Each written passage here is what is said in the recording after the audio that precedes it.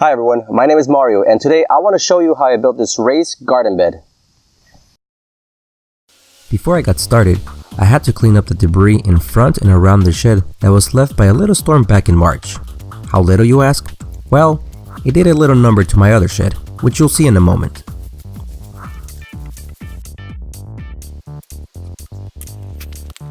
So the lumber I used for this project were 2x10s, post caps, and 2x4s, which I picked up on the side of the road in front of a local business that periodically leaves them out for people to take for free. I decided to use posts at the corners, just like you would if you were making a table with aprons, so I decided to make my own out of 2x4s. To determine the height of the post, I took the height of the 2x10, which measured roughly 9 1/4 inches. Then I added 2 inches to allow a slight reveal after I added the post caps. That means that I cut a total of 16 11 1/4 inch long pieces from the 2x4s. Then I glued them in pairs and screwed them together using 1.5 inch deck screws to make the 8 posts, 4 for each bed.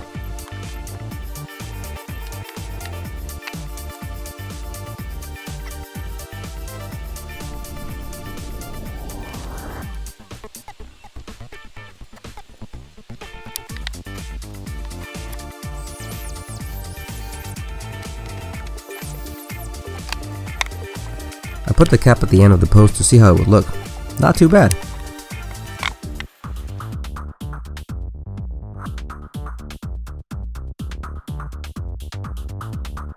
The size I was aiming for was 4 feet by 6 feet, so I purchased 2 12-foot long and 2 8-foot long 2x10s from the Big Orange store, but I had them cut in half so I could fit them in my car. From one 12-foot board you can get 2 6-foot pieces, and from one 8-foot board you can get 2 4-foot pieces. Okay, now that the posts were made and the boards were cut to length, it was time to drill some holes. I drilled 2 pocket holes on both ends of each board, and to keep the screws from hitting each other, I made the holes closer to the outer edges on 2 of the boards and closer towards the middle on the other 2 boards. To assemble it, I moved the boards to a flat surface so it was easier to put together. I aligned the post so that the seam was facing the sides if you were looking at the short end of the bed. I forgot to do this, but I'm sure if you add glue to the ends of the boards, it would definitely help increase its rigidity. Now all that was left of the assembling part was to add glue to the top of the post and then add the caps.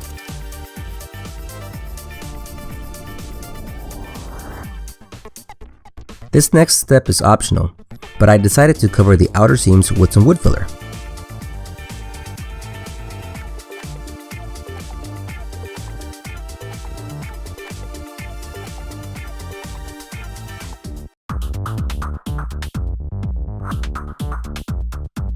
And while the wood filler dried, I went back to break down this other raised bed because this is actually my second attempt at making a raised bed.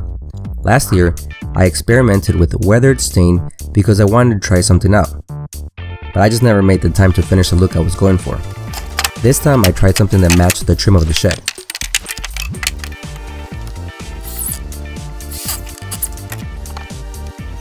As you can see, because this bed had been built last summer, it was pretty dirty.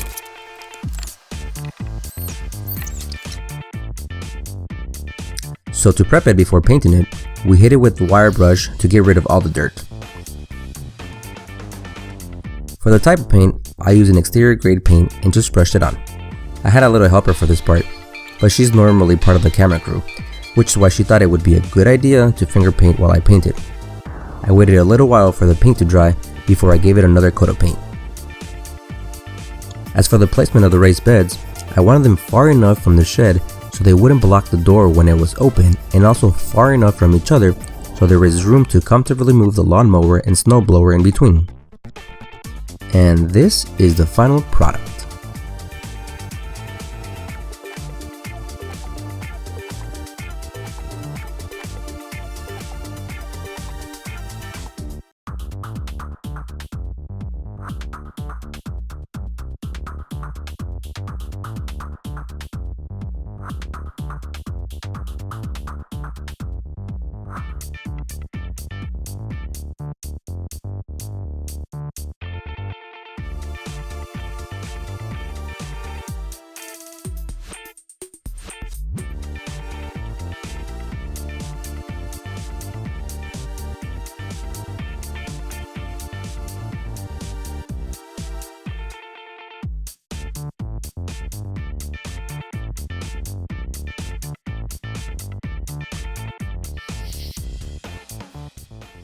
Thanks for sticking around. If you like what you saw, please don't forget to like, comment, and share.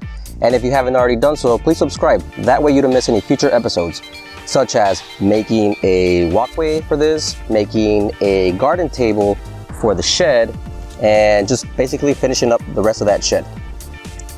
See you next time. No, don't spray over here. I have to. No, don't spray me. No, stop spraying me. Spray that way. That way. Yes. I'll spray, Daddy. Hi, everyone.